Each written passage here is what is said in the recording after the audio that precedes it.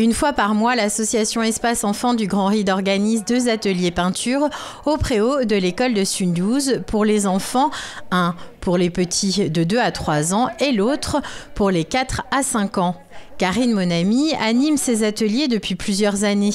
Pour elle, la peinture est aussi une histoire de corps et de mots. On apprend déjà le geste, on apprend les courbes, on apprend les lignes, on apprend les formes, on apprend le rond.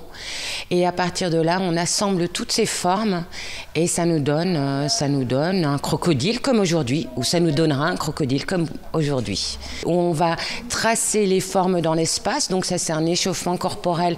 L'enfant va s'approprier la forme et ensuite on passe sur la feuille et pas à pas, encore une fois, forme après forme, on arrive à l'élément qu'on va dessiner. Voilà. Mais avant tout, la première des transmissions, c'est par le cœur et ensuite par l'intention.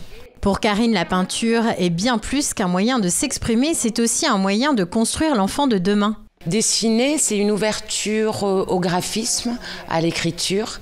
C'est faire appel à son imaginaire, à sa liberté aussi. Donc c'est autant de liberté que de rigueur, que de contrôle. C'est transmettre aussi des comptines, un peu de poésie, parce que le mot est important. Et c'est aussi passer un moment simplement joyeux, heureux avec son papa, sa maman ou l'adulte qui accompagne.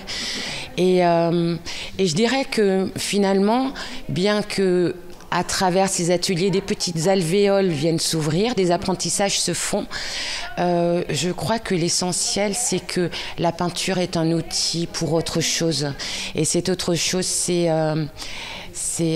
ouvrir la créativité de l'enfant, mais la créativité en tout, en fait, parce que l'enfant est un enfant créateur, avant tout, peu importe l'outil.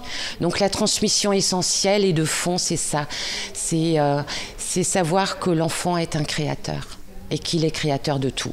C'est sur la base de cette philosophie que l'association Espace Enfants du Grand Ried organise des ateliers comme la poterie, la couture, la menuiserie, le scrapbooking et bien d'autres.